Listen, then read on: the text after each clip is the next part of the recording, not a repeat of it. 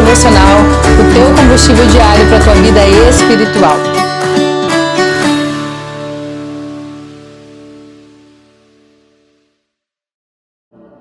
Olá, bom dia, como vocês estão? Que bom ter a tua presença aqui nessa comunidade, que eu tenho certeza que vai crescer dia a dia, que vai crescer ainda mais por homens e mulheres sedentos pela palavra de Deus. Antes de a gente começar esse devocional, te convidar a fechar os teus olhos. Nós vamos orar juntos, né? Ter um tempo de oração juntos, clamando para que o Espírito Santo de Deus venha falar no nosso coração, que nos dê ouvidos e olhos espirituais. Pai, em nome de Jesus, eu quero te entregar, Pai, a leitura bíblica de hoje, nosso devocional, Pai, nas tuas mãos. Pedir, Senhor, que em nome de Jesus, o Senhor nos traga o entendimento, a revelação da tua palavra.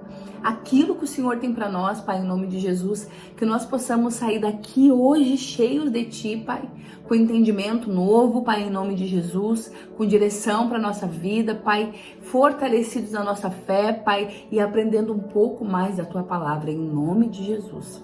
Amém? Abre comigo aí, João 3, 3. Uma história muito interessante que nós vamos estudar hoje. Eu gosto muito dela. O Novo Testamento, Mateus, Marcos, Lucas, João, são os evangelhos.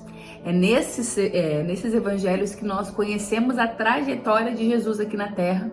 Então, se tu não sabe por onde começar a ler a Bíblia, começa pelos evangelhos aí, tu vai conhecer mais ricamente, em detalhes, a trajetória do nosso Senhor Jesus aqui nessa Terra, tá? E aqui, João 3:3, existe uma conversa entre Jesus e Nicodemos. Jesus e Nicodemos têm um encontro muito especial ali, onde existe uma conversa entre eles. E é sobre essa conversa que nós vamos falar no nosso devocional de hoje. Diz assim: havia um fariseu chamado Nicodemos, que era líder dos judeus. Uma noite, ele foi visitar Jesus e disse: Rabi, nós sabemos que o Senhor é um mestre que Deus enviou, pois ninguém pode fazer esses milagres se não estiver com ele. Deixa eu só dar um pause para vocês aqui. Nicodemos, ele já estava observando de longe Jesus, estava vendo que o Senhor fazia milagres, estava vendo tudo que acontecia e ele falou: ele realmente é o Messias. Ele realmente é aquele que o Senhor enviou. Porque Nicodemos, ele era da classe dos fariseus, né? Os fariseus, eles eram aqueles muito estudiosos. Eles seguiam a Torá, que é lá no Velho Testamento, os primeiros livros do Velho Testamento, muito à risca. Então, o Velho Testamento, ele aponta para a vinda de Jesus na Terra. Então, sabia que o Senhor enviaria o Messias. E Nicodemos começou a observar aquele homem que fazia coisas que ninguém poderia fazer se não fosse por um comando de Deus. Ele mesmo disse aqui, ó: pois ninguém pode fazer isso que tu faz se Deus não estiver com ele. E Jesus respondeu para ele, ali naquela conversa, ele e Nicodemos: eu afirmo ao Senhor que isto é verdade. Ninguém pode ver o reino de Deus se não nascer de novo. Olha só, deixa eu dar mais uma pausa aqui. Aqui Nicodemos estava perguntando para Jesus, né? É tu mesmo, nós sabemos que é tu. Mas olha só, Jesus, ele é tão humilde, ele nos ensina tanto, que quando Nicodemos faz aquele elogio para ele, afirmando, ele não fala: é, realmente sou eu, esse aí sou eu. Não, ele já pega e ele aponta para o Pai. A vida de Jesus, ela já aponta para o Pai, né? Ele está dizendo assim, ó: eu afirmo ao Senhor, Nicodemos, que isso é verdade, ninguém pode ver o reino de Deus. Sabe o que o Senhor está nos ensinando aqui? A nossa vida precisa sempre apontar a Deus. Não é nada sobre nós, mas sim sobre Ele. É sobre Ele que habita em nós. E ali a conversa continua, né? Então Nicodemos perguntou: como é que um homem velho, uma pessoa adulta, já vai nascer de novo? Será que ela tem que voltar para a barriga da mãe dela e nascer outra vez? E Jesus disse: eu afirmo ao Senhor que isto é verdade. Ninguém pode entrar no reino de Deus se não nascer da água e do Espírito. Quem nasce de pais humanos é ser de natureza humana. né? Que ele perguntou ali, vai ter que nascer de novo? Ele disse, não, isso daí é quem nasce de pai humano. Eu não tô mais falando que vocês têm que nascer de novo de pai humano. Eu tô dizendo isso, ó, que quem nasce do Espírito é de uma natureza espiritual. Por isso não fiquem admirados, porque eu disse que todos vocês precisam nascer de novo. Vocês viram que conversa profunda que tinha ali? E se vocês observarem lá antes, quando a gente começou, dizia que uma noite Nicodemos foi visitar, porque eu acredito que ele foi assim para que ninguém percebesse, né? Ele foi lá olhar mesmo, ele disse, eu vou lá na noite para ver, ter certeza que aquele realmente é o Messias, né? Porque na verdade eu não quero que ninguém saiba dessa nossa conversa, assim, e ali ele começa a ter uma conversa profunda, com Jesus. E olha só que ele diz aqui, continua dizendo no 8. O vento sopra onde quer e ouve-se o barulho que ele faz, mas não se sabe de onde ele vem e nem para onde ele vai. A mesma coisa acontece com todos vocês que nascem do Espírito, Sabe o que o Senhor está falando aqui para Nicodemos? Sim, eu sou Jesus. E todo aquele que quiser morar no céu com meu Pai precisa morrer do velho homem e nascer novamente no Espírito de Deus. Sabe o que é nascer novamente? São novas ações, novas atitudes, um novo comportamento, uma mudança de mente. É isso que o Senhor está falando aqui para Nicodemos. Uma transformação genuína de dentro para fora. E Nicodemos, como eu falei para vocês aqui no começo, ele fazia parte da classe dos fariseus. Os fariseus, eles sabiam muito da Bíblia. Eles sabiam muito da Torá. Eles sabiam muito dos ensinamentos. A diferença é que os fariseus, eles sabiam e pediam para as pessoas fazer aquilo que estava na Bíblia. Mas eles mesmo não faziam. Então essa mudança não existia. O Senhor falou assim, ó, para Nicodemos, você e todas as pessoas que querem ver a Deus precisam morrer na sua carne e nascer novamente no seu espírito. Precisa haver uma transformação tão grande que as pessoas não reconheçam. Esperem uma ação do velho homem e de repente são surpreendidos por uma ação que vem do Espírito. Quantos de nós envergonham o Evangelho? Vamos falar aqui, porque aqui é o nosso lugar seguro. Quantos de nós envergonham o Evangelho? Porque colocam na sua bio do Instagram cristão, vive postando coisa cristã, mas não tem atitude e comportamento de quem conheceu a Cristo. Falam muito e agem pouco como aqueles que conhecem a Cristo. Eu sempre digo que a classe cristã cresceu muito, né? Eu lembro que quando eu estudava na escola, nós éramos uma turma de 30 alunos, quando eu estava nas séries iniciais, né? E eu lembro que dessa turma tinha eu e outra, que eram cristãs, de uma turma de 30 alunos.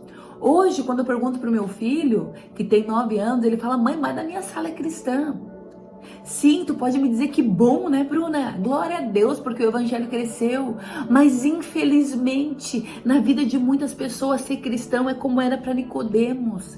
Era saber, era ler, mas o Senhor está dizendo nessa conversa aqui com ele, é muito mais do que isso. Precisa ter um novo nascimento, precisa ter novas atitudes, precisa mudar a mentalidade. Precisa mudar a mentalidade, inclusive as vestimentas. O nosso comportamento em público, o nosso comportamento nas redes sociais precisam apontar Deus. O que aconteceu ali? Jesus na hora já apontou para o Pai. Precisa as pessoas nos olhar nas nossas ações e ver Deus e ver Cristo. Eu já falei isso alguma vez. O Senhor nos chama para levar o evangelho aonde a gente for, mas se for preciso, você abra a boca. Porque se não for preciso, a tua vida vai testemunhar, vai evangelizar. Para de ser aquele que coloca versículo bíblico na tua biografia.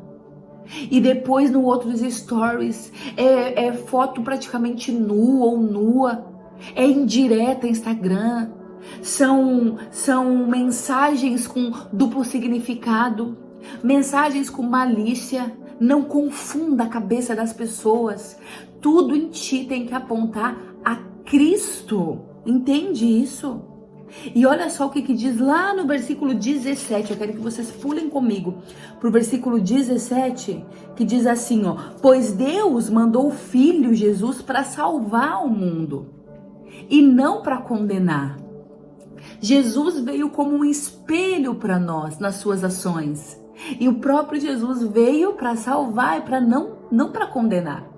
O que os fariseus faziam? Eles condenavam, eles julgavam. E às vezes nós estamos olhando aqui para a vida de Nicodemos e nós estamos percebendo que os fariseus muitas vezes somos nós, que apontamos, julgamos, mas não mudamos o nosso temperamento, os nossos comportamentos. E aqui diz: Deus, mandei Jesus para salvar você que está assistindo aqui. Você foi enviado depois que você teve uma transformação por Jesus. Depois que você morre, e nasce novamente, você é chamado para salvar as pessoas, para levar a palavra de salvação.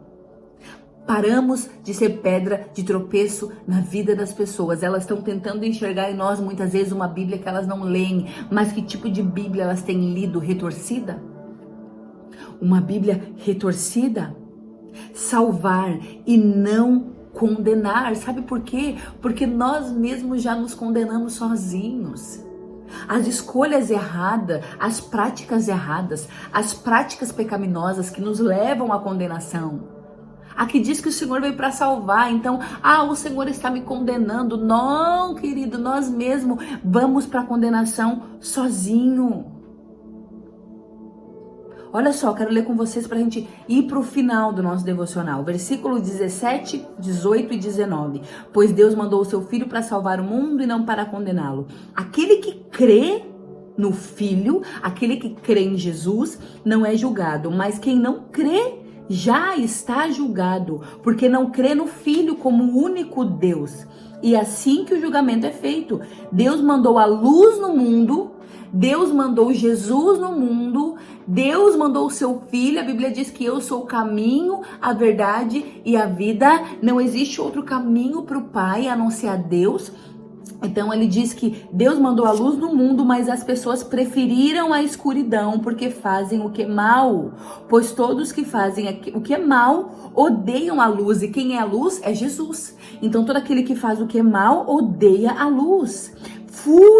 Fogem dela, para que ninguém veja as coisas más que elas fazem.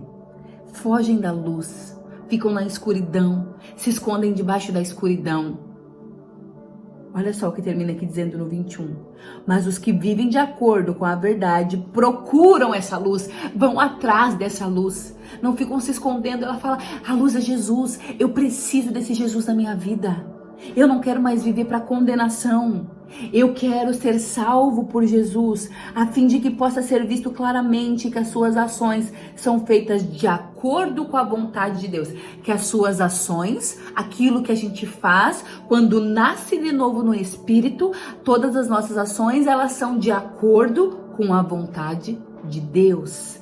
Se Jesus aponta para Deus nas suas ações, nós que nascemos novamente no Espírito, precisamos também apontar a Deus na nossa vida, aonde a gente for. Alguns teólogos dizem, eu já ouvi, que Nicodemos ele foi um discípulo de Jesus em silêncio, ele acompanhou em silêncio, Jesus ali. Ele não se manifestou como discípulo, mas ele estava ali observando. Mas ele tinha muita crença ainda dentro dele. Um orgulho, talvez, que apontasse para: Jesus, será mesmo? Se desfaça das todas as tuas crenças religiosas. e peça ao Senhor: Senhor, eu quero nascer de novo. Mas o nascer de novo precisa vir acompanhado de uma condição, que é arrependimento de tudo aquilo que eu estava fazendo até agora, que não apontava para Deus, que era feito na escuridão, encoberto, mas agora eu quero viver na luz, eu corro atrás da luz. Eu preciso da luz da minha vida. Um arrependimento faz o nascer de novo, uma nova criatura, com novas ações e novas atitudes. Não sejamos nós, os evangélicos que têm acabado com o evangelho, envergonhado o evangelho. Não olhe para esses. Não venha ser pedra de tropeço na vida das pessoas, mas seja tu a Bíblia que o outro nunca leu. A luz na vida dos outros, aquele que leva a salvação e não a condenação, não o julgamento, não o peso do evangelho sobre a vida das pessoas, mas a leveza que há no espírito, tá bom? Que Deus te abençoe com essa palavra hoje, que Deus encha a tua vida com um novo dele e que haja um arrependimento genuíno. Sabe o que é um arrependimento genuíno? Ele é de verdade. Ele nos traz um pensamento de onde é que eu estava longe da presença do meu Deus. Como que eu consegui viver tanto tempo longe da presença do Senhor? Eu quero que ele me molde, mesmo que isso me doa. Mesmo que isso me doa, eu quero ser moldado pelo Espírito Santo de Deus. Eu não quero mais ser o mesmo. Eu não quero que as pessoas me reconheçam. Eu quero que as pessoas olhem para a minha vida e que elas apontem o céu e que elas apontem a Deus. Amém? Que o Senhor te abençoe grandemente. Que essa palavra venha fortalecer a tua fé. E nós nos encontramos amanhã em mais um devocional.